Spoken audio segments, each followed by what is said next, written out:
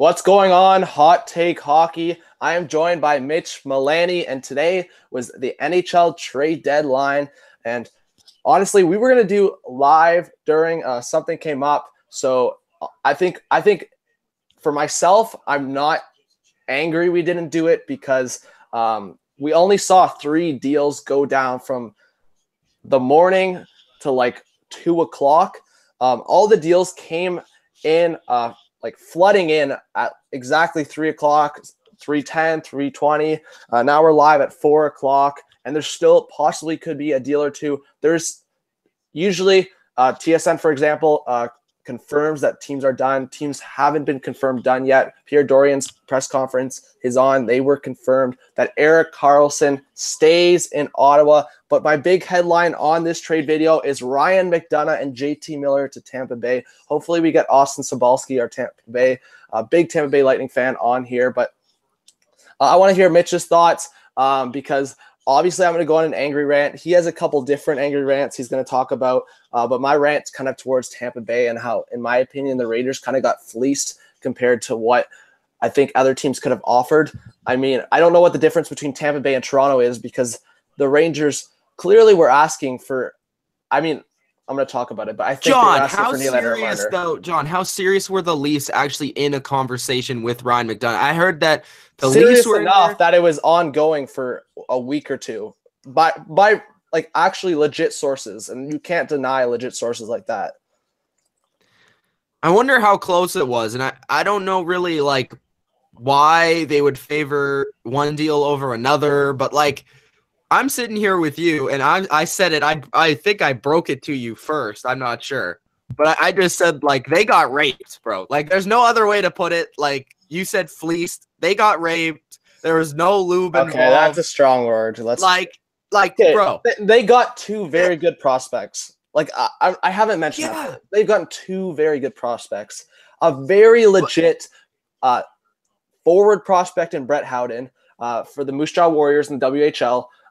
Played for Team Canada, and Libor Hajek. I don't even know how to say his last name. That's all like unknown for a lot of people what this is. But man, he's a good defenseman in the WHL as well. I mean, at 20 years old, 25 points in 33 games. I mean, that's not horrible for a defenseman, but I think the fact that JT Miller was added and you get a guy that's a year older and just having a career year in Nemesnikov, who's been playing with Stamkos and Kucherov basically all year. I don't get how JT Miller was added to that deal. And all you got, and there was a condition on that second as well. For me, the first round pick was just a starting point. The Rangers said from the start they wanted a good young roster player. They didn't get that really. Nemesnikov's 25, a year older than JT Miller. So basically they lost a guy that's younger and just got Nemesnikov back. So for me, I'm a little confused by that. Hopefully you guys get in the comments while we do this video. We're going to recap basically all the decent trades. I mean, I'll let Mitch touch on a Josh Joris deal to Pittsburgh. But Mitch, first, what are your thoughts on the big deals? Okay, you just kind of gave your thoughts on the McDonagh, which is a little but what are your thoughts on deals like, obviously, we didn't really get you on for the Brassard analysis. So actually, you know what? Start with the Brassard analysis, and then compared to other deals, I mean, the Jets got Stastny, so compare it to other, and then what you think the Pittsburgh Penguins can do with what they did and what they didn't do. All right, so in terms of the Pittsburgh Penguins, this trade deadline, I really liked the Brassard trade. I thought they won that trade overall. Getting Derek Brassard was a huge move. I've brought up to John, and really, if you've even been watching the Bottom Line View hockey that we did last year and all that coverage we did for the playoffs, I always brought up how big of a fan I was of Derek Brassard, dating back to his New York Ranger days, because he really was like a Pittsburgh Penguin killer. And as a fan, you always notice the players that sort of kill your team. Brassard's definitely one of those.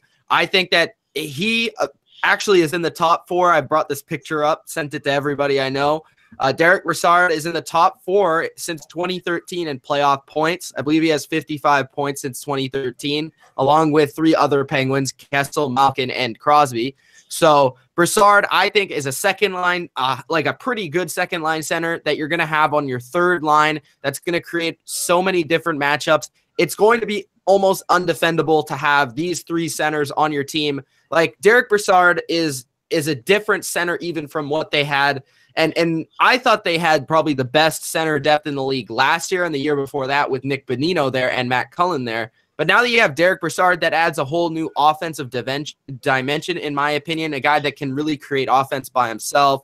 And then he's a good scorer as well, on top of, being a pretty good two-way center. I know that was also a big reason why they got him, is because he's good on both ends of the ice, but he is a guy that can score goals as well. And I think he brings that to a third line. And I can honestly say this might be the best top three centers they've ever had. And that includes the Eric Stahl days. Or not the Eric Stahl days, the Jordan Stahl days. So Derek Brassard, that deal I think is really going to be beneficial for this team. If they are going to win 3 straight cups, which is going to be very difficult to do, they are going to need to have big time performance from their bottom 2 forward lines. And I think Brassard definitely can help them do that. Now, in terms of what they gave up, I don't really, care for giving up Ian Cole. I would have obviously rather them give up Hunwick, which is one of the big things that I'm missing from this deadline from the Penguins. Now, the deadline might not be over for them. I have no idea. It seems like it is, but giving up Ian Cole, I think, will hurt them in terms of just having that defensive defenseman, a good penalty killer, a guy that you can count on. And Hunwick's been shaky in his position when he has played for the Penguins. So I'm not sold on Hunwick as the really replacement for Ian Cole, and I think Ian Cole has been picking it up as of late. So that's the one thing I don't like in the deal. The third round pick, I could really give a crap about, to be honest. This is a team that has won 2 straight cups. This is a team that is opening their door to win 2 more with Brassard signed for next year as well. I don't care about that. Honestly, those picks don't matter to me. Gustafsson, he's supposed to be a nice young goaltender, and that was the big piece for this trade. But I don't really care for it either, because you have Matt Murray, who you're obviously going to sign once his contract up. He's only 24 years old. And then you also have Jerry as well as his backup. Those are both young goaltenders. And just have 3 young goaltenders, it doesn't really make sense to hold on to all of them. The Ryan Reeves thing was interesting. I didn't see them getting rid of him at any point this year, but it's not like they're going to really miss him outside of maybe a fighting presence. But I think the Penguins do realize that their best game comes when they have their speed advantage on other teams and are able to use their skill. So I think that will be beneficial to the Penguins. Now, as to the other big trades, I think a nice trade was Michael Grabner going to the Devils. I know you already touched upon this one, but this is another earlier one that happened. I think that was a nice move. I've always been a fan of Grabner. I think you're definitely going to need his speed to play against teams in the playoffs if the Devils are indeed going to make it against, the Penguins, against the Lightning, if they do have to face those teams. So I think the Devils are just kind of shoring up their team with that. And maybe, he might be on the first or second even line, but he's been able to score goals on a consistent basis. And I think he pretty much was a steal, looking at the rest of the trades, only to give up really a second and then a defenseman isn't that bad considering some of the other trades that happened. Then you have the Ryan Spooner, the Rick Nash trade. The Rick Nash trade went to, of course, the Boston Bruins. This was, to me, an overpaying of an old player with a name. That's the first thing that came to my mind. Obviously, you have the Matt Bolesky thing with, he has a lot of money that you have to give away, but I still think that's too much. You're giving up a first-round pick, a pretty decent, fourth-line player in Ryan Spooner, and Lindgren as well. And then I just think that's too much. I think you could have got Rick Nash for a lot less. I don't think he's nearly the same player as he used to be. I think he's been extremely disappointing in past playoff runs.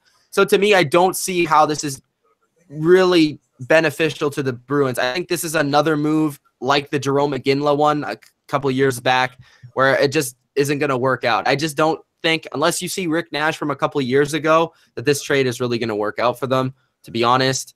Did you touch on Plekanec?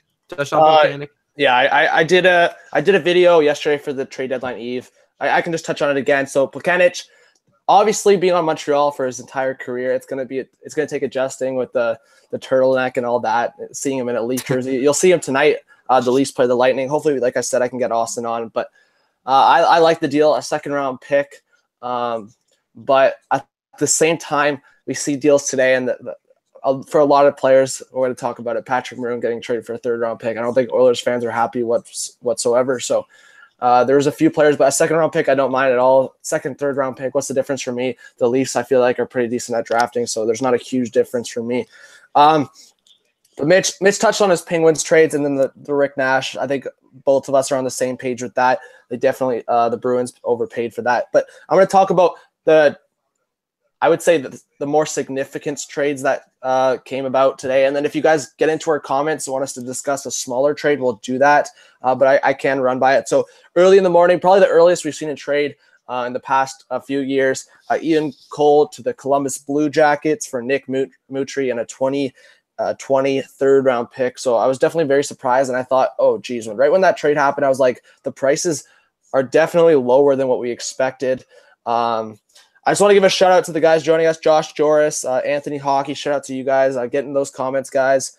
But anyways, so I was surprised by the Ian Cole. I thought a second-round pick for sure, third-round pick this year, but they didn't get a third-round pick until 2020.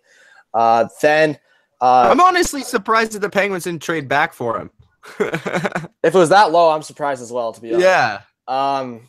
Yeah. So that was kind of surprising for me. Going back to the Metro, Ian Cole. And then this one was even more surprising for me before I got caught up with something. I just saw this. Ryan Hartman gets traded to the Preds for a first prospect. I don't even know how to pronounce his name. Have you seen his name, Mitch? Like, don't even try. It's Victor Edsel. Yeah, I don't try with that name. And then even Duffy was trying it. It was trying to make me laugh. And then the fourth-round pick as well. That really surprised me for a guy, to me, that's gotten boosted from the play of, like, Patrick Kane a lot of the time. Mitch, do you think that was a first-round pick, a fourth, and a prospect for Hartman? I don't know what to think about, like, are teams not talking to other teams about, like, the market? Obviously not. We're going to talk about it. How did Mike Green not get traded? Okay, now we're ramping things up. How did No, seriously, though. Like, where is the market? Do teams not communicate? Here? Do teams not communicate? How did Mike Green not get traded? How did Ryan Hartman get a first, a fourth, and a prospect? How did Thomas Tatar get a first, a second, and third? The thing about Ryan Hartman, I know it's a first-round pick, and to me, that's too much. But, like, with that trade, you're projecting forward.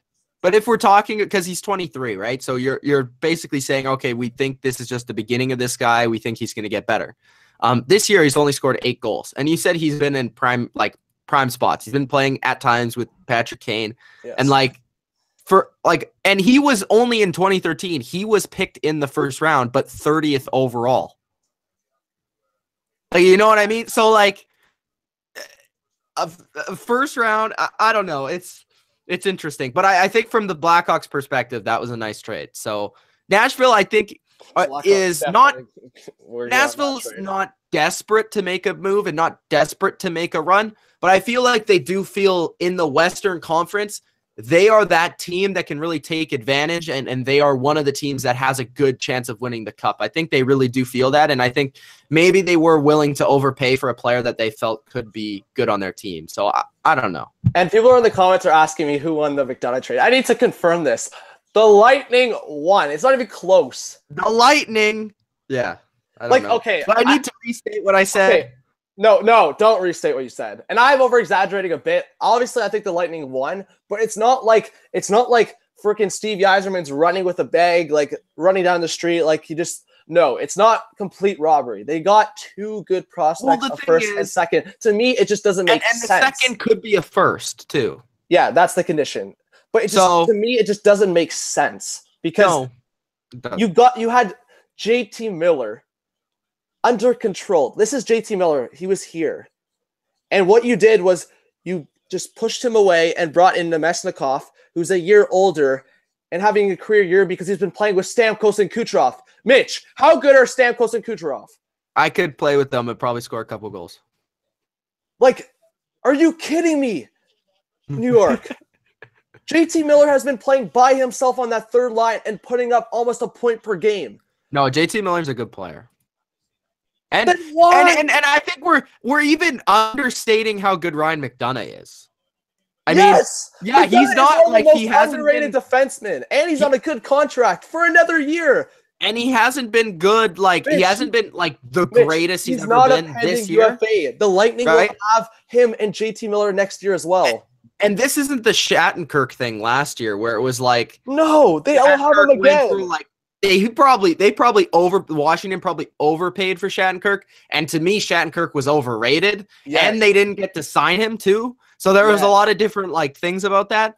But like this year, you're getting Ryan McDonagh, who is like, in my opinion, a #1 defenseman, and he's going to be #2 at least. Yes, 100%. No, I think he's #1. Like he could be the #1 defenseman on probably this is the thing. A lot of people consider Lou Lamoriello is joining a press conference. I'll give you guys updates on that. The Leafs are done on trades if I did not say that. But anyways, for a lot of people, a #1 defenseman has to have a lot of offense, and that's what's taken away from McDonagh. But for me, if anyone says that McDonough's not a top 2 defenseman, you just need to leave and not talk about hockey ever again. No, this is a guy that can come in. He's a very good fluid skater. He's good with the puck. I know he's not. Look at their top 6 now. Yeah, I know. That Brandon Colburn's going to be scratched. Dan Girardi's going to be their 6th defenseman again, which he should be. What happened to Slater? What about Cuckoo? Well, I hope he's scratched too. This is a guy to me that, you said he's not great offensively. But it's not like he can't play offense. He's been on the power play for New York. He's a good passer. Like out of his zone, he's good with Sergachev will be scratched too sometimes. Look at this lineup now. Sergachev's already been scratched the last couple of weeks times. But he's made some stupid plays. He gave away the puck in the offensive zone, and thank God Vasilevsky made the 20-year-old. I'm just saying, Leaf fans. He's young. I'm saying, Leaf fans. You guys should be really scared of the Lightning. I'm just saying. Everyone should be scared of the Lightning. Well, they're not going to play tonight. You're acting like JT Miller and McDonagh are playing tonight. No, I don't care about tonight. They're not playing tonight. The next 2 years of these Leafs, they're supposed to be coming up. They're supposed to be big time. And I know I'm a Penguins fan. I should be scared as well. They're not playing tonight, but I definitely do. I don't care that we got these players, Mitch. I'm still afraid of your team. I don't know if it's like a phobia, but I'm afraid of your team. Well, like, I think the thing about Pittsburgh and Tampa Bay, if they do indeed end up playing, those games are going to be like 5-4 every game. They'll be high scoring for sure. Yeah, they'll be high scoring games. Between the Pittsburgh Penguins and Lightning. Yeah. Honestly, I kind of disagree now. I think with McDonagh playing 25 minutes a night now, which I think I just think, John, it's like it's so hard to stop, and it's so hard to stop the Penguins' 3 lines. Yeah. Like now that you have Brassard there, I mean, it's going to be offensive having on a both great sides. year. He's having an amazing year, and Malkin's just like on fire.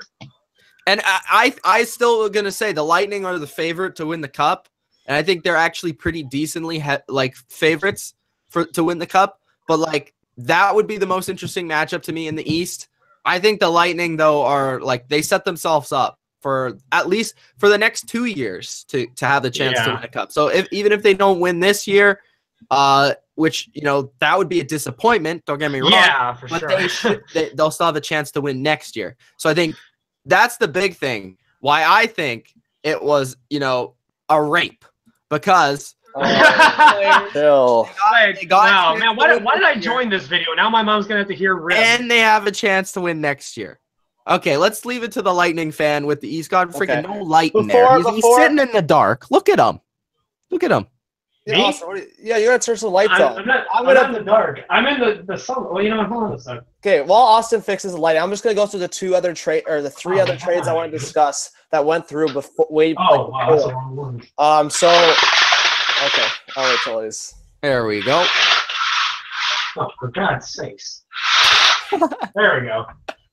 All right, we'll let Austin. There we go. Okay, I'm gonna go through the 3 other trades before. Well, wait. Quickly, I wanted to say, what do you feel about Nemesnikov going to the Rangers? Like that's a big future piece. Okay, we're gonna talk about that in a second because I know you want to go off on that.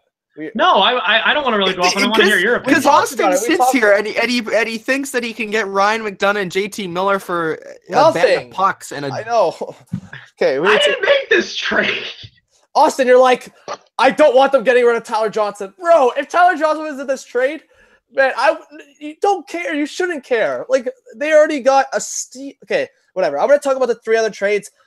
And then I can talk about for Trent's Canucks. Mitch is going to rant on Trent's behalf. What's that prospect that they got, the Lipo or whatever his name is? Leipzig. They got Leipzig for Philip Holm, and then the other trade is Vanek. Bro, the Canucks, should I go off now? Like, no. Wait till I say my trades, because if you go off, then we're not going to come back. Okay. Paul Stastny to the Winnipeg Jets. That's a steal, too. That's a steal, what they got. This guy doesn't let me finish. They don't. Fans, do you know what they got? No one knows what they got. Austin Cybulski. All right. So I understand. I understand what you're saying about a steal with the Lightning and the Rangers, but at the same time, Stastny is a steal. I'm going to disagree, but okay. A fourth, and Eric Foley. I don't think that's a steal. I think that was market value, and Paul Stastny's making $7 million. I think that's basically what you get. And then we look at the other decent-sized trade, and for some reason, Sabres fans on Twitter are like disappointed in this trade. I don't get how you're disappointed. Edmonton Oilers fans should be disappointed. Patrick Maroon for a 3rd-round pick. That's ridiculous. And then Evander Kane, the other deal. What's your thoughts on Sabres for a 1st, a 4th, and O'Regan? Patrick Maroon. Do you think he's good? What do you think he is? I think last year he was overrated for having a good season with arguably, in my opinion, I still think Crosby's better, but the 2nd best player in the NHL. I think he's overrated, but I think at market value, you definitely should have got at least a 2nd-round pick and a decent prospect for Patrick Maroon. But the market showed today that it fell for a lot of teams. And like that's why me and Mitch are saying, where was the communication around teams? How does Thomas Tatar get you a 1st, a 2nd, and a 3rd, and Patrick Maroon just gets you a 3rd? Please, someone explain to me. That's crazy. I said like 11 people from Michigan that post about the Vegas Golden Knights doing everything they could to get Tomas Tatar. I'm like, I wonder what I haven't heard from any of them yet, but I'm sure I'll hear from them soon because that really shocks me. Some people are asking who are the winners and losers. I'm going to give my winners and losers. I'm going to give it to Austin, talk about this McDonough trade on his behalf, and then me and Mitch are going to go back and forth on rants and which trades were just worse. Okay, so I think the winners of this trade deadline, and this might surprise you, I think the winner of this trade deadline is the Ottawa Senators. Fuck? Because if they traded Erik Karlsson, they were not going to get what they wanted. Oh, come on. If they traded Mike Hoffman, they were not going to get what they wanted. Wait. You're gonna give the title to the Ottawa Senators. I have 3 winners. Because they didn't trade a player? Yes, you've seen it before. That is the dumbest thing I've ever heard. How is it that they've done that year and year? They've always given a winner for teams not doing something. So right now. So the Lightning, okay, so the Leafs, let's put this in. I have 3 winners. You're not letting me finish. The Leafs didn't trade Austin Matthews, so they won the trade deadline this year? Mitch, let's not be sarcastic. Was freaking Austin Matthews in the trade mill? No. Mike Hoffman was in the trade mill. Erik Karlsson was in the trade mill. Erik Karlsson went out in public and said, if I don't get $12 million, I'm basically not coming back to the Senators. Like, with the words a little bit, like, switched around there. Man, don't change this up. The Ottawa Senators were this close from trading Erik Karlsson, and it would have been bad. Who would have gotten him, though, if it was so close? The Vegas Golden Knights, the San Jose Sharks. The Golden Knights, this is how close it was. And they said, 3 reporters have said it. In the final 5 minutes, they were like a piece away from making that deal happen. It was an argument over a piece. 2 Austin Cybulskis have joined, so I don't know how that happened. But anyways, to me, one of the winners is the Ottawa Senators. The other winner for me is the Tampa Bay Lightning for sure. And then the other winner for me, okay, we'll let this kind of fix itself. I'm going to mute you, and then you can unmute yourself. Did it work? Hey, get rid of that first puck. That's my old account. Okay. Thank you.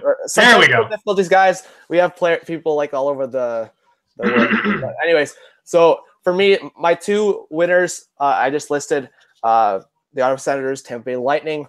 My 3rd winner, and it's tough. I'm trying to think of who got, but I would probably say the San Jose Sharks because they got Evander Kane. they didn't go overpay for a center that I thought they would. Hopefully they get Joe Thornton down the stretch. So I consider the San Jose Sharks a winner as well. I don't know. I would say the Penguins are a winner every year because of what they've done. But to me, Mitch, I think you lost a really good goalie prospect in Philip Gustafson. I think you guys are going to regret that. I know Matt Murray's there, but I think the Penguins after 2 or 3 years here, and Matt Murray's going to be the starting goalie for the next, like, I don't know. But good goalie. Next 5, you're going to say next 10, he's going to be at the top of his level that he is right now, at already 24 years old. He will be for sure. He'll be at least for next 5 years, probably like 5 to 8 years. Okay. There's a report that he left practice early today, like there's an injury or something. Yeah, I think he's injured, a slight injury. Shout out to Major Slugger. He says good trade for the Wings. Obviously 3 draft picks. They need a big rebuild. They wanted to. I'm going to rant after. Austin, I'm going to pass it to you after you talk about this trade for a Lightning fan, McDonough and JT Miller coming to the Lightning. Did you want me to talk about the Red Wing too, or are you going to rant on that? That's me. I'm going to rant on that. So you go with the Lightning. What are your thoughts on bringing in McDonough and JT Miller? And obviously me and Mitch were joking around. Austin thought they were going to hand over a couple pucks for this, but in my opinion, I think they got a steal still. So Austin, what are your thoughts on the deal as a Lightning fan? Well, the deal, I mean, I'm happy, but watch this. At the same time, I wasn't sure, first of all, who we were going to trade for. I knew it wasn't going to be Carlson no matter what the trade was going to be. That would have to have been given. That would have been Sergachev or somebody more important. But at the same time, like the prospects that we gave up that were from, like, they're from Canadian hockey leagues. I think you're right, John, or they're from, the junior leagues. Both WHL, yeah.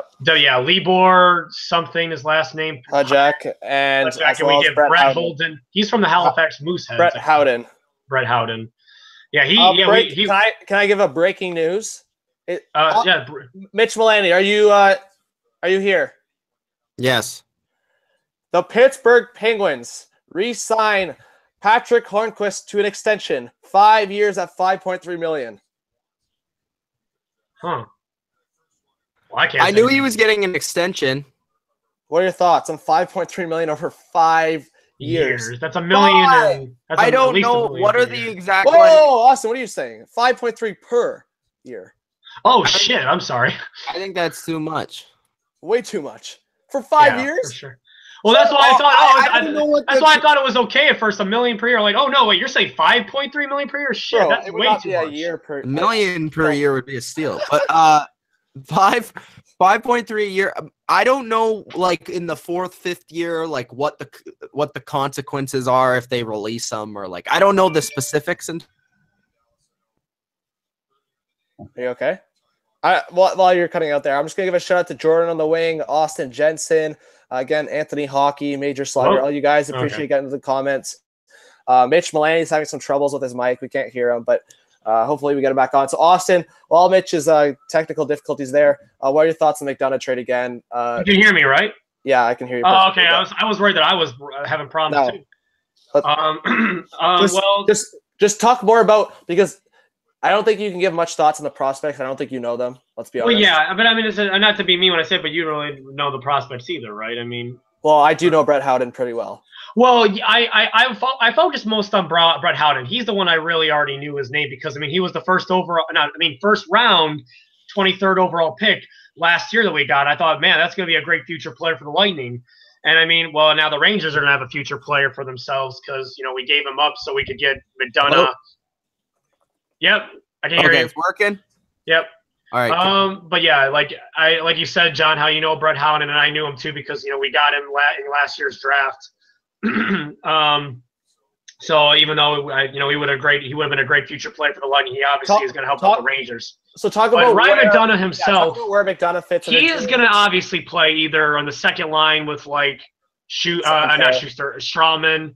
Or he'll play on the first line with Hedman because, Dotchin or Strawman has been playing with Hedman in the first line. I think he plays on the second pairing, to be honest, because they're both lefties. I think Strawman stays with Hedman. Well, it's crazy how, we must be obsessed with New York Ranger people because, I mean, we did Callahan in 2014 for Marty St. Louis, and then we got Strawman. And, you know, like we had Boyle before that, and now we got this year JT Miller and Ryan McDonough. It's like in 4 of those players,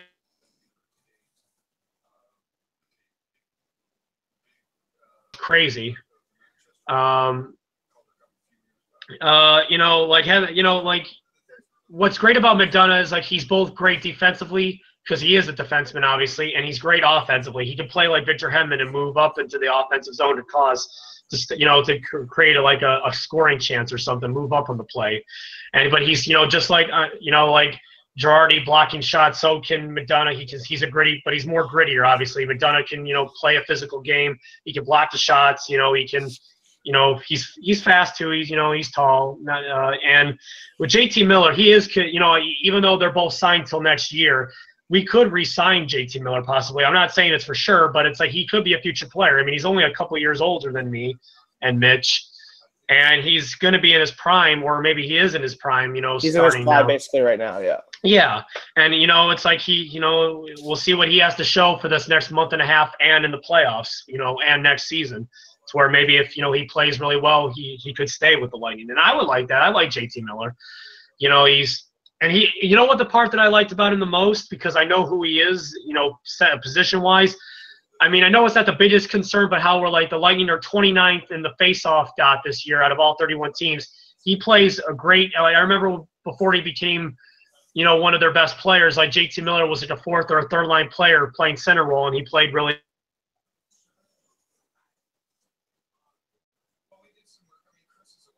I guess he's frozen. He's a centerman, and that's what I like that we acquired. Sorry, I'm having some technical difficulties myself, I guess, with my internet connection. But he plays well. That was hilarious. But he play. I mean, you could disagree with it, but I think he plays a great center game. Like he definitely is great on that.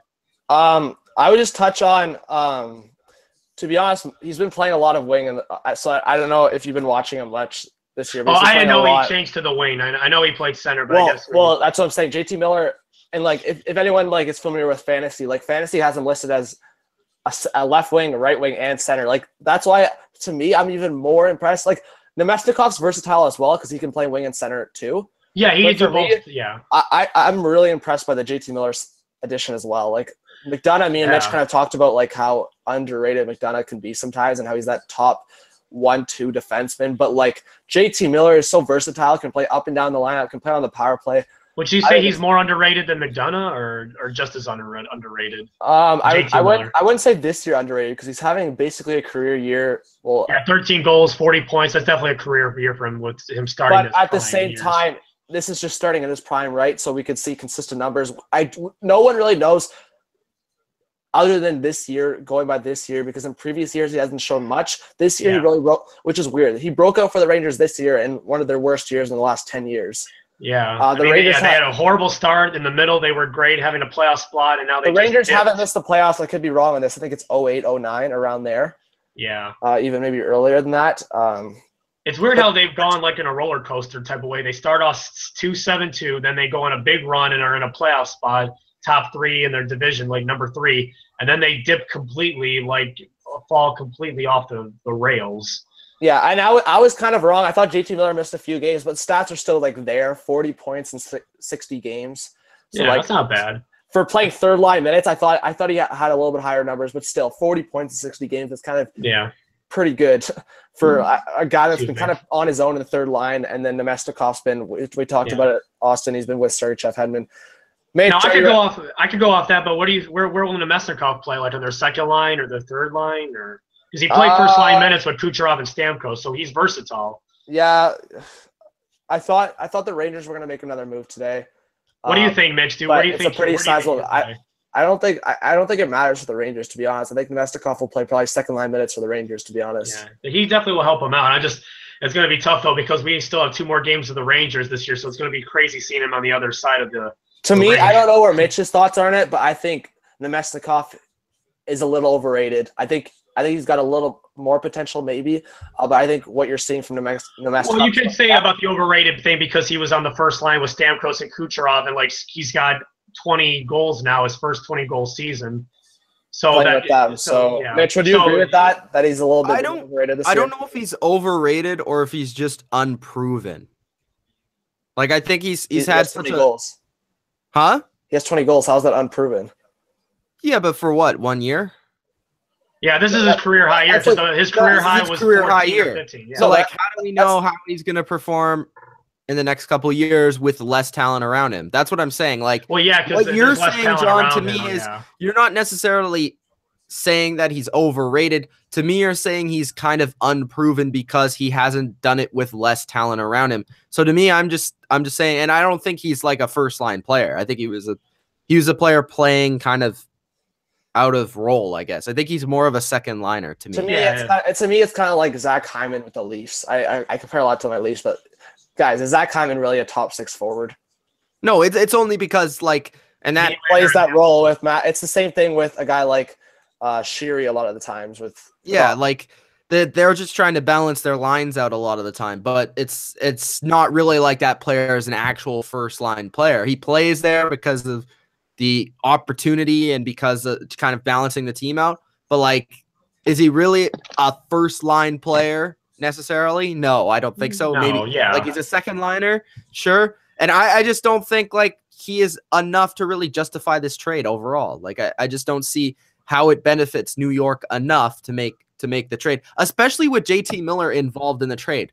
Like I could understand if you take JT Miller and maybe a piece away from the trade where it would seem reasonable, because maybe you want to rebuild this New York team and you're with McDonough, who's in his prime, and you want to move on from him and maybe get some pieces back in return before it's too late. That makes perfect sense. But you're talking about a guy with JT Miller who's only 24 years old. He's been pretty good. Like you said earlier, he's overperforming where he's playing. He's a third line player that's really put up better points than a third line player is expected to. And to me, I just don't think you should trade that type of player. And I think that combination, as well as the Lightning being a team where they need those type of players right now, especially a Ryan McDonough, who is, like I said, I think he's a #1 defenseman on probably at least 10 teams in this league. I think he's a #1 defenseman. So, like, can I add on to what you said about JT Miller? Sorry, yeah. Before okay, so they traded Nemesnikov. So you just said it. JT Miller was playing third, and I said it before. JT Miller playing third line minutes with the Rangers.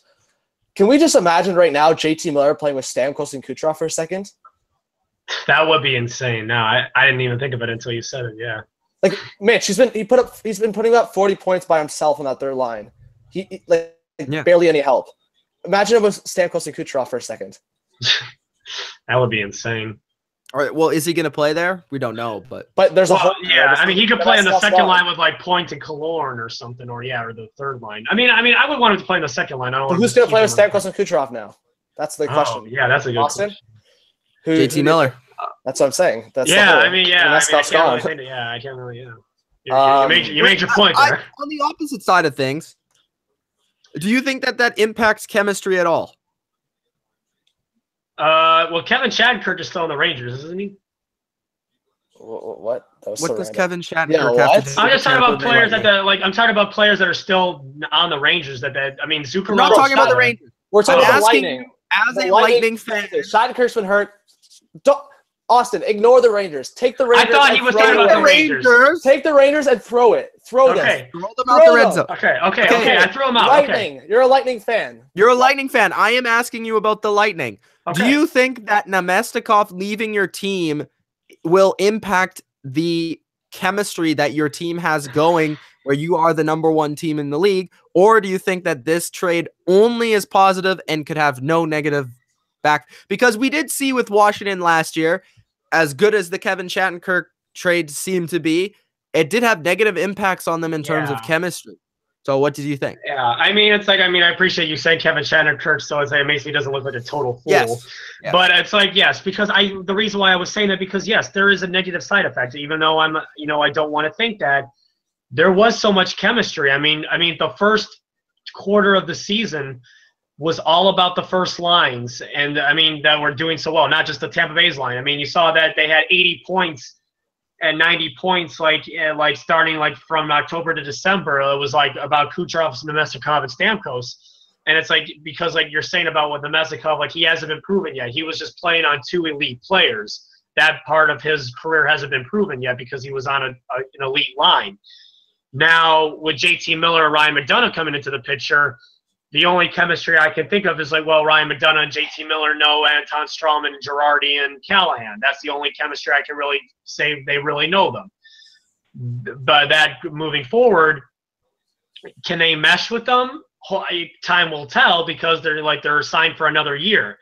And it's like time is like, of the essence when it comes to playoffs, because there's only a month and a half left of the season before the playoffs start.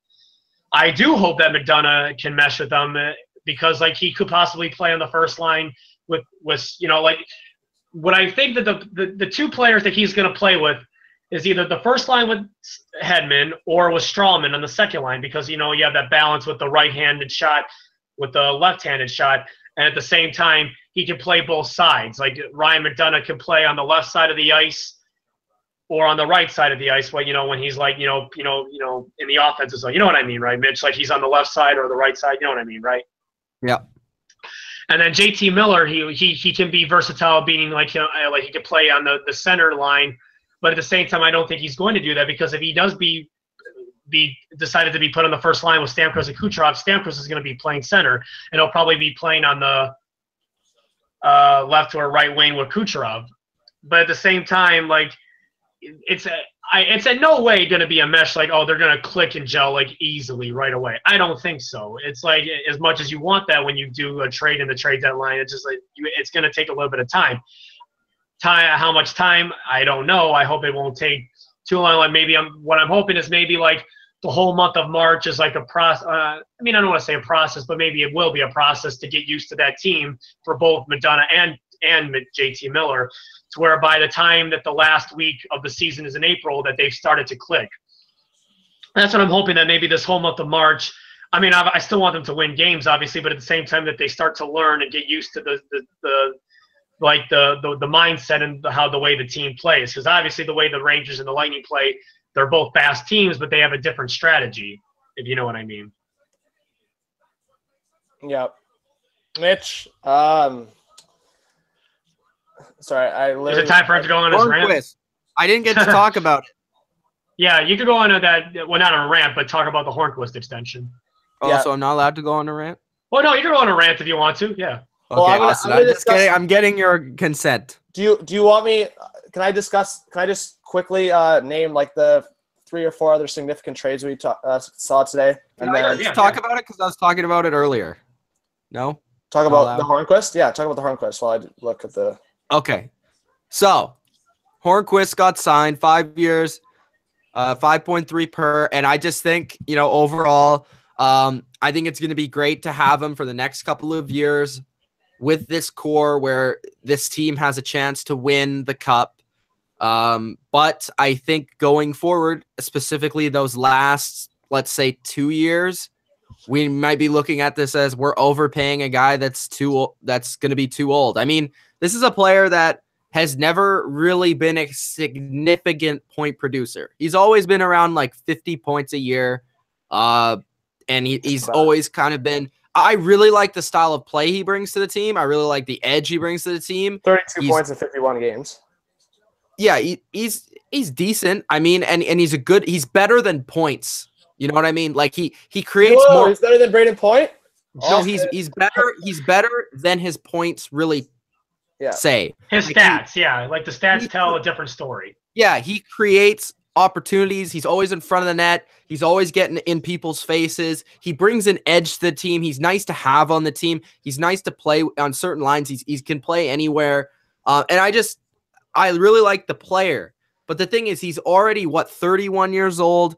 And that's 5 years. In the last 2 years, you're going to be regretting this deal, and it's going to be hard to get rid of him. So that's the only thing that I don't like about it. And maybe you're overpaying him slightly, but I don't really think you are overpaying him that much. I'd have to compare it to other people that are getting paid this much. But I just think, it'll be nice to have him over the next couple of years, but near the end of the deal, you'll probably be regretting him. Making that much. Do you guys even know how old Patrick Hornquist is? He's 31.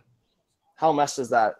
Till 36 at 5.3 million. Yeah, so my guess is that they're going to probably try and get rid of him when he's like 34.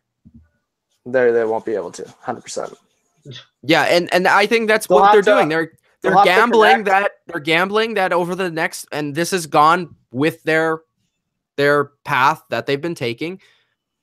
in the prime of Crosby and Malkin, they want to open the door as much as possible, and they felt like Hornqvist was a valuable piece to have on their team for the next 3 years with a chance to win the cup. I think that's how they feel, and I think they were willing to overpay maybe slightly or maybe give a little bit more stability to a guy that they want on their team. So I understand it. I just think you're going to be, to me personally, you're going to be regretting it near the end of the deal. And I think for a guy that's often especially banged up, like it's rare that he does play 82 games in a season. So it's a little concerning, but at the same time, you love to have him at the moment. That's my overall thoughts. Yeah, definitely concerned when it comes to the money. Yeah, for sure. I would say the only thing I can think of is that they did get a lot retained on Derek Brassard's contract. So that also takes into account that they were more willing to take more of a cap hit for a different player. And it will be interesting to see if Brassard does get signed. If he does re-sign over the next 2 years, because he's signed next year. And depending, I guess, on how they do in terms of how successful they are with him and how good he plays, then we'll see if he re-signs with the team as well. But time will tell. John, I have a quick question for you. I mean, it's random, but at the same time, it's like it's not. It just came to me. Are the Rangers going to do what you think, like for a year or two, where they just have no captain at all now that they've given away their captain, or do they just give the captaincy right away to somebody else? For the Rangers situation, I would say they're going to be captain-less for a year or two. Yeah, at just least till the end of the season. Oh, yeah, that's they'll name a captain next year. You think? Yeah, I don't think so. Who though? Matt Zuccarello. No, Zuccarello's gone in my opinion this summer. Doesn't matter. They'll name a captain. They're not the Leafs. Austin Matthews for captain next year. Woo! All I know is they did not name Austin Matthews captain. Leafs are winning. They named Connor McDavid captains. A lot of crap's going on in Edmonton. So. Whoa! But anyways, just to name the rest of the trades for people still watching it in the chat. So Josh Joris, obviously not a huge deal, but he goes to Pittsburgh. Greg McKay to Carolina. Joe Morrow to Winnipeg. Montreal gets the 4th-round pick. Calgary gets Nick Short as a 7th-round pick, depth guy. Montreal gets Mike Riley, once a top prospect coming in for the Wild. That was a great trade, in my opinion. Montreal getting Mike Riley? Yes. Yeah, definitely underrated. But he's fallen out of favor, and I think he was overrated from the start. I think they thought he was going to be this big defenseman for them, but they only got a 5th for him, Minnesota. And then this one, I'm gonna add this to my rant, the Patrick Maroon with Detroit. They only get a 3rd-round pick and Dudich, a prospect. So I'm not going to talk about that too much right now. I'm going to let Mitch rant about Vanek first, and then the final trade that just came in 20 minutes ago, Boston gets Tommy Wingels for a 5th-round pick. I just saw it on my TV right now. I'm looking to the right of my screen of the computer. It says, the Tommy Wingels. Man, Bruins are doing everything they can to get many people. Mitch, do you want your stupid rant to go first? Or stupid rant? Okay, stupid rant? Bro. It's going to be fun. It's going to be a fun rant. Ripped the F off for Thomas Vanek. Thomas Vanek. You're mad about Patrick Maroon. All right, Thomas Vanek. 61 games, 41 points, playing on the Canucks. I'm going to pull this up. Patrick Maroon, 30 points, 57 games. Who's the better player? Thomas Vanek. Man, all right? You literally just spieled for 5. Me and Mitch are going to argue with each other right now because Mitch just spieled for a good 5 minutes about Patrick Hornqvist, about how points Thomas Vanek is a better player than Patrick Maroon. Patrick Maroon is not good. False. Thomas Vanek can score. At this point Thomas Vanek has skill. Thomas Vanek has proven he can be an all-star in this league. I know he's old now. I'm going to show you what Thomas. I just feel bad that he keeps moving everywhere. It's like he cannot stay stable. But Thomas Vanek, he should have stayed with the Canucks. He's probably the 3rd best forward. Brock Horvat. He's the 3rd best forward they've played this year. Yeah. I agree with you, Mitch. I think he should have stayed with the Canucks. That's why I'm just sad that he keeps moving everywhere. The thing about this trade, Austin, is they got nothing. They were trading him. They got nothing. They got 2 bums. They got one young guy who's a bum. They got one Jussi Jokinen who's played on every team in the NHL, and he's a bum too, and he's not going to stick around there. Yeah, he did play for the Lightning too, Jussi Jokinen. What was the point? If you were going to trade him for a pick. Get, you They know, you think obviously were Patrick not getting a Maroon, pick. They were bro, not getting if a you pick. think Patrick Maroon was a ripoff for third, just trade him for a third-round pick. That They would were be not better getting a than. third. They were getting a fourth. You don't understand how Patrick Maroon is worth more to teams than Thomas Vanek. You can add anyone that scores goals. Patrick Maroon plays more of a role. He can kill penalties. You can add anyone who scores goals. Can you check your sentence? What do you mean? Look at Vanek's 17 goals, and you go look at a guy like Zach Hyman who scored 12. And Zach Hyman plays way more of a role. Other than no foot speed and a goon. Vanek has slowed down, man. Vanek has played with line this year. My point is, the Canucks, if you couldn't get a pick, keep him on your team. Okay, I said that wrong. You know what? Because you caught me on it.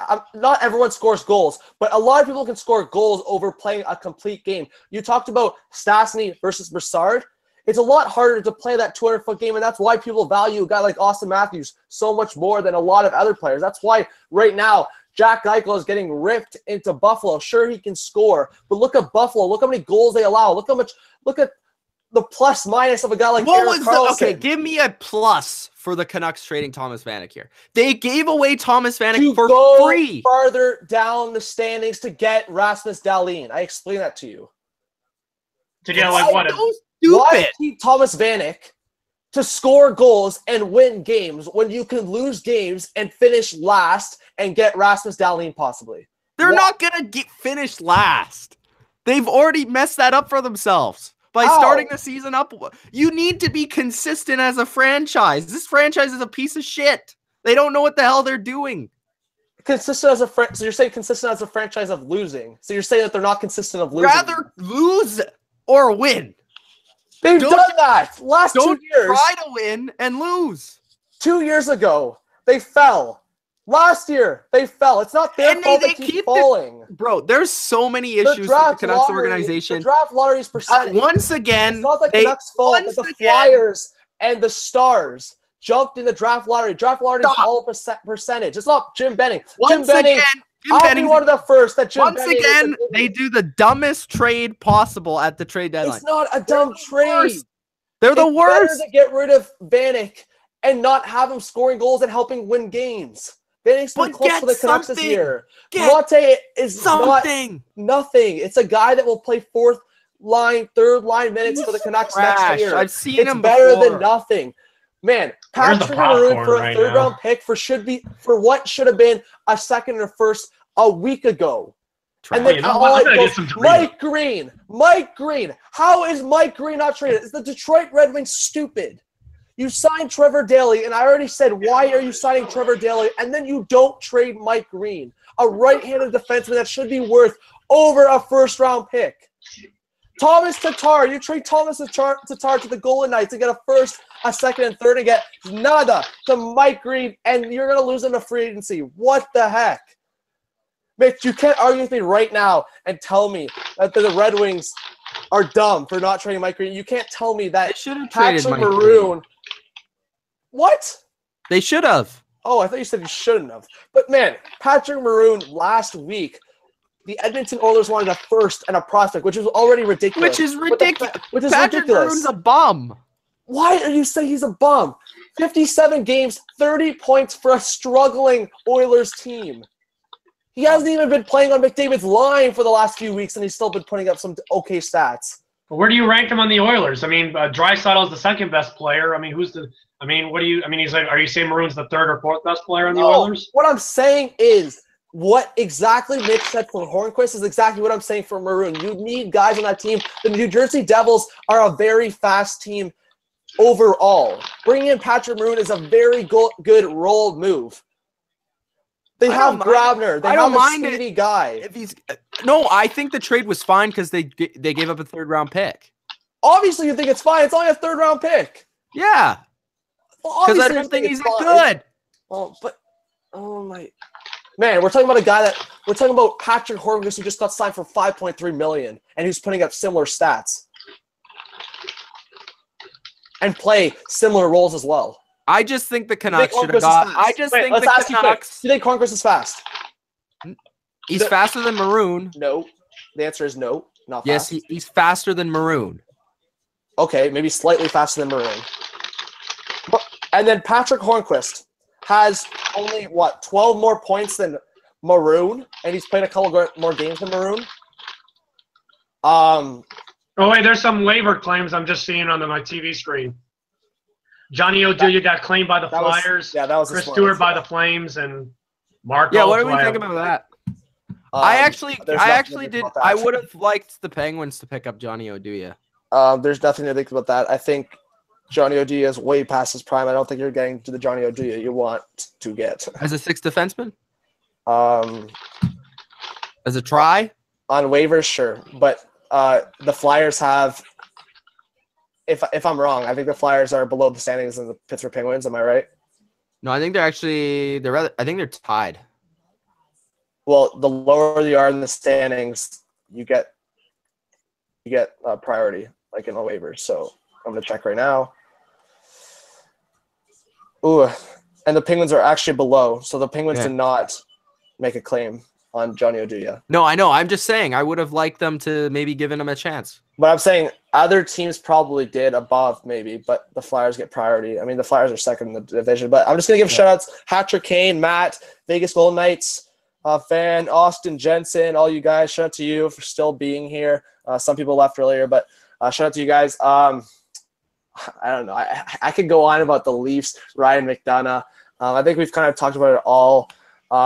Mitch, do you want to touch one more? Do you want to make a prediction on what you see going on in the East? Because I think that's where the big deals kind of happened. I think we can say that Evander Kane and Paul Stastny, those are the other two big deals. Evander Kane to San Jose, Paul Stastny to the Jets. Yeah. But I think that looking at the rest of winners and losers, just winners and losers for both of you at the deadline. Looking at the rest of kind of the trades, we didn't touch on really Kane and what was the other one you said? Stastny. I touched Did on. We sort of talked about that once. I talked about Stastny, but I think in terms of Kane, looking at what of some of the other players, like specifically like a Tatar got, like I think overall the Kane deal was pretty good. Now I'm not a huge Evander Kane fan, but like I think overall they got a good deal for him. I think we can say that. And I think I don't know, like it's always hard to think about what San Jose is. I just think San Jose is another time this year where they're a playoff team, but they're not really a contender. That's just how I feel about San Jose this year. And maybe they're looking to have him on the team for a little bit longer. Maybe they're trying to squeeze some potential out of him, you know. I don't know. But like overall, looking at, you said the winners and the losers and then the Eastern Conference. Winner, obviously Tampa Bay. You got, in my opinion, the best player that was available. Erik Karlsson. He wasn't available. How do you say he's not available? How are you saying he's not available? Pierre Dorian specifically just went on a press conference talking specifically about Erik Karlsson and how there was so many deals on the table. How is that not? Man, you can't say he's not available. Why are you saying that? Because if they had that many offers, why wouldn't they take one? Because you're not going to win. I'm telling you, that's why they're a winner of this deadline. You're not going to win on Erik Karlsson deal now. You don't win a deadline by not trading a player that you already have. I'm sorry. You haven't heard. Then you haven't been watching. You haven't been listening to reporters for the past 10 years. You win by not trade. You win by not trading a guy. That's bullshit. You don't win stuff that you don't trade. That makes no sense. It makes complete sense. No, so you're saying the Ottawa Senators would have been a winner if they traded Erik Karlsson for what they got. No, but you don't win by not trading someone. You haven't heard something because you already have that asset. You already have that player. Exactly, and you could say the same thing for Toronto with a guy like JVR. It's an own rental. You win by not. They would have completely lost if they traded Erik Karlsson. It's called. But Ottawa is not doing something stupid.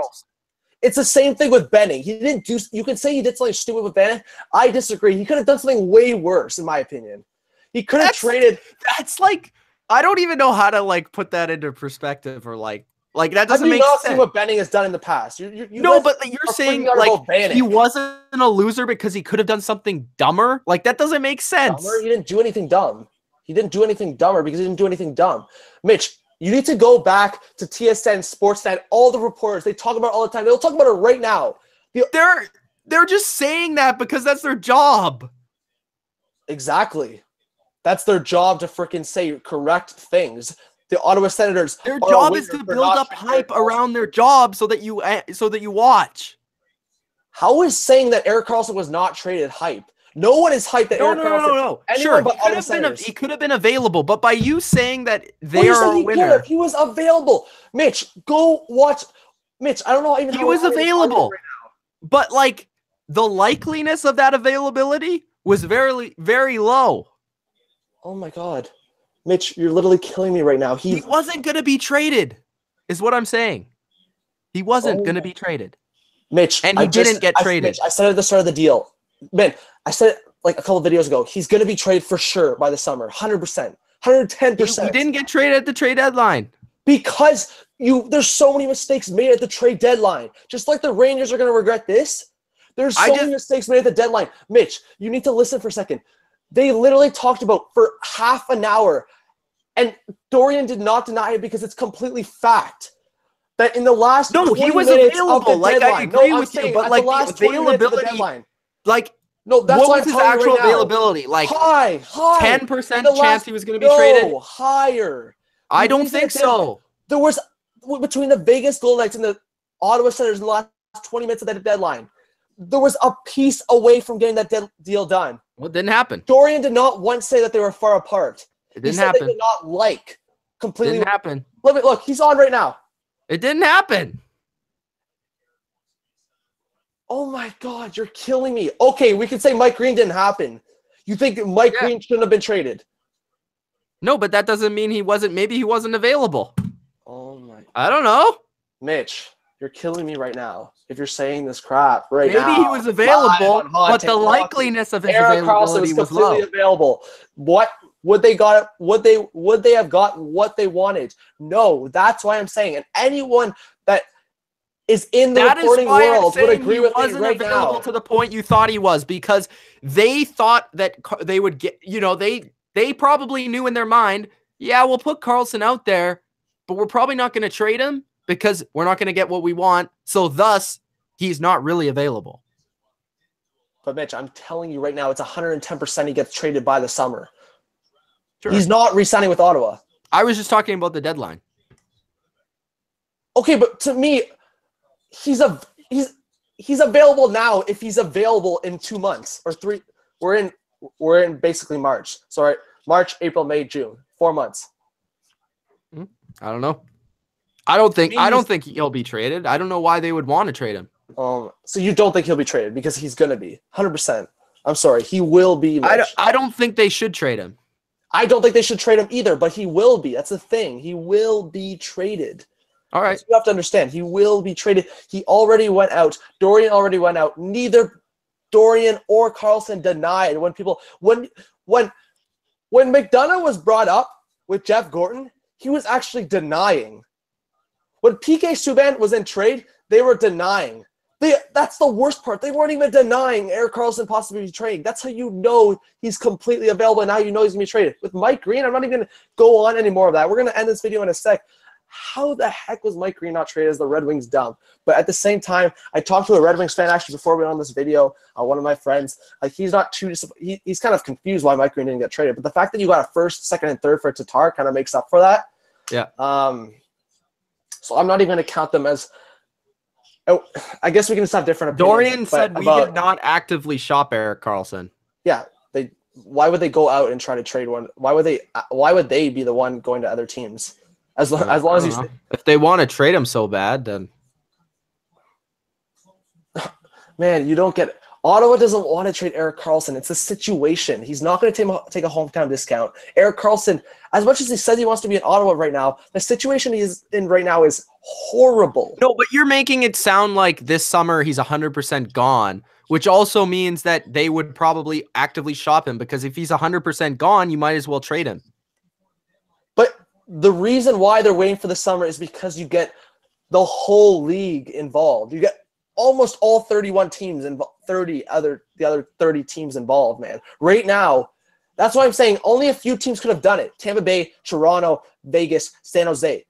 Right now, that's fine. A lot of teams are stuck up against the cap. But in the summer, when a lot of people are off the books, everyone can go in on Erik Karlsson. Anaheim, Boston, Chicago, Detroit. Go on. Everyone can go on Erik Karlsson. That's what I'm saying. That's why I think it's like 100%. Are you thinking that or you know that?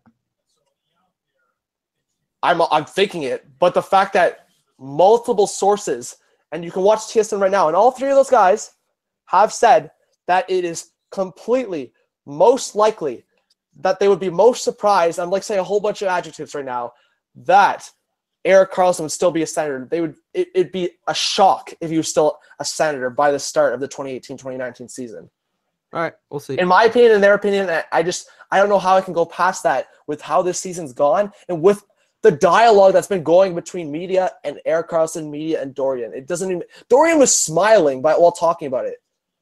So for me, this doesn't make sense. Do we have losers of this deal quickly? By the way, the comments are looking like they're agreeing with me. So just wanted to say. All right, losers. Not really. I read them. I don't know who the real losers are. I guess we would say that New York is a loser, although they were looking to trade those players. Vancouver, I would say, is a loser. I know you wouldn't. I don't think Detroit lost because overall they got a pretty good deal. I think Vegas didn't lose either because I think Vegas, they gave up maybe too much for that player, but hey, they're first in the West and they're looking to do some damage in the playoffs. And if that's what they feel they need to trade for a player, then I really don't feel like that's a loss. Who else was there? I'm trying to think of all the trades. I thought the Jets were probably a winner. Sharks, I would say, was a winner. Like, I don't clearly see a huge loser here. To me, my losers are, I'm gonna say probably the Oilers. I'm just gonna say the Canucks because I feel like they could have gotten more assets, but I feel like the Canucks have a bright future, so not as much. But I would say one of the losers in this is definitely the Oilers. Like we expected them to be so high. They're so bad. And all they got was basically a third-round pick, and they have no system. They have no prospects. Like, it's horrible. You can disagree with me on the Ottawa Senators being winners, but at the same time, either way, if you don't say that they're winners, like, you have the assets that you could have got rid of and got nothing. So, to me, I think they'll turn into losers if they don't trade and get pieces in the offseason, to me, because they don't have pending UFAs. That's the thing with the Senators. That's why, to me, I think they're winners because they didn't make a stupid decision. Their only pending UFAs were basically Johnny Oduya and Nate Thompson, who they traded. I think Nate Thompson's pending UFA. They have basically everyone they have under control. So that's why I was like, Senators are panicking. But I think if you saw the video on Twitter, Senators fans were panicking more if they were traded. And there was definitely a high percentage of them being traded. And Matt says in the comments, I think the Sens are big winners. So thanks, Matt, for the support there. Mitch Mullaney tends to disagree with me. I just don't understand how you can be a winner when you didn't trade somebody. Like, it, right. to me, I'll agree to disagree. It's okay. Yeah, just to me, it just doesn't make sense. But okay, all right. You can have that. All right. So I think that's it. Austin kind of left us there. What I might do is for other people that obviously don't want to come back to this video rewatch. I might get Austin for a quick 5-minute video. We'll see for the McDonough. I might get my Blues fans I'm in with, hopefully to talk about the Stastny trade and talk a little bit about the Blues situation. But I also might get on my Red Wings fan if you'd be up for it about that. There's not really other huge deals we can talk about. We can talk about the Evander Kane, but for me, that's not this huge thing. We all expected it, and they got the first-round pick they wanted. If I had an Oilers fan that would be willing to come on, I would, because to me, that's the most ridiculous story of all of this year, other than Vegas, like the Vegas being the positive story, the Edmonton Oilers being the complete negative. I think everything else we kind of expected from the season so far, other than Vegas and Edmonton. Would you agree? Yeah, mostly. Maybe the Devils a little bit of surprise, but I think we all agree that they were going to do better than last year. I think, we kind of thought Tampa Bay would be one of the best teams in the league. We kind of thought Flyers would be good. We actually both thought they would make the playoffs. I said it from the start. The Jets were going to make it, so that's not Boston, I guess, is a little surprising. Ottawa being terrible is surprising to me. Not surprising to me. Like one of the worst teams, surprising. Yeah, Devils, but their Devils are kind of like borderline. Like they're the Devils this year. Like that's just where the Devils usually are. Like they've been worse than they usually are lately, but like that's kind of where the Devils are. Winnipeg, we thought would both make the playoffs, but I guess that's nice to see. Vegas is by far the biggest thing. And yeah, pretty much that's it. Edmonton, I would say Edmonton and Ottawa, both conferences. Those are the two biggest shockers for me overall, even though I didn't think Edmonton was like a contender, but I thought that they would be like a playoff team, obviously. So those are both the biggest shockers. Yeah, I would agree. I would say Ottawa is still a shock, but I would say Edmonton, Vegas. So I think that's it. I think the big winners of this deadline is Tampa Bay. I think as a Leafs fan, I'm kind of scared. And like as you can see, I didn't say the Leafs were losers because at the same time, as much as that fan in me was so eager to trade Liljegren or trade Kapanen and get are they losers because they didn't trade for more players? No, that's why I said they're not losers. No, I said as a fan, I'm eager to say that because as a fan, I was eager to see them. So they weren't winners either, though. No, not winners or losers. They stood pat. Basically, they added Plekanec. They basically did what they did last year. They added Ryan Boyle last year. I think Plekanec. Are you happy with that though this year? Because last year you guys were like happy to be in the playoffs, but like this year, everyone's a step up. Everyone has more experience. I think all our additions were inside. I think Kapanen with an extra year of experience. I think Travis Dermott now. I think Plekanec on that fourth line. I think now you could argue with me, but I definitely think the Leafs have one of the best fourth lines now in Plekanec, Komarov, and Kapanen. That's just possibly me. I think that's one of the best fourth lines in the league. I think the Penguins now, if Riley Sheahan stays on that line with Brassard on the fourth line, that's pretty insane as well. But really, I think the deadline was. I don't think it was looking like a dud until 3 o'clock when everything kind of came through. Yeah, it was like the deadline overall. I was like, oh man, this is really boring. And while you weren't responding to me because I was like, what happened to John? I was just like, oh, good, we're not doing this video because we would be sitting. Honestly, there like, I was actually I probably would have made more of an effort if I saw deals coming through. But the fact that there was a span of like 2 hours with only 2 deals, yeah, it was kind of ridiculous. So that's basically it. I might, like I said, today or tomorrow, I might release an individual video or 2 if I can get people on, just to do a quick 5-minute video to get other people onto the channel. But I want to appreciate Matt. Shout out to you. You stuck around for the end. I know, like, this is probably our longest video in Hot Take Hockey history. Sometimes maybe it's good just to get out all these things. Yeah, that's why I'm saying we did this, but I might do an individual video or 2, get some people on. But thank you, Matt. Big appreciate you. We got a whole bunch of comments before that we already talked about, so appreciation to Matt. Hopefully you subscribe, man. Hopefully you stick around. But from me and Mitch, any last thoughts on your Penguins or the trade deadline itself or you want to plug anything in? I'm happy. I just want to say that I'll probably be doing a Penguins related like solo video sometime soon just to get like my overall thoughts on the Penguins and the rest of the season and going into the playoffs and that sort of thing. So I'll have a video up for that. Then also just plug in the Bottom Line View.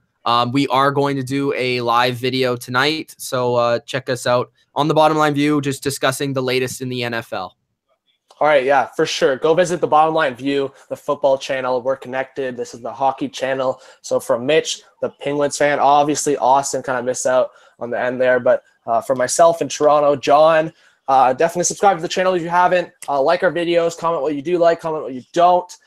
We appreciate you guys sticking around for the ones that did, but even visiting our videos, we appreciate that. Like I said, individual videos will be released, as well as we're going to get playoff prediction videos.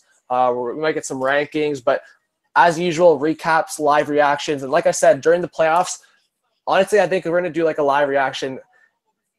I'm not going to say every day, but probably every other day for like big rivalry games and stuff like that. So I appreciate you guys joining me. And I know Mitch is okay with the deadline with the Penguins. I'm okay with the Leafs. I think it's more just we're both kind of scared with the Lightning now a little bit. And that's where Austin comes in with probably bragging rights for this deadline. So thank you guys for watching one more time. Subscribe, like, and comment. And we hope you guys have a real good night. We'll see you all soon. All right. Peace out.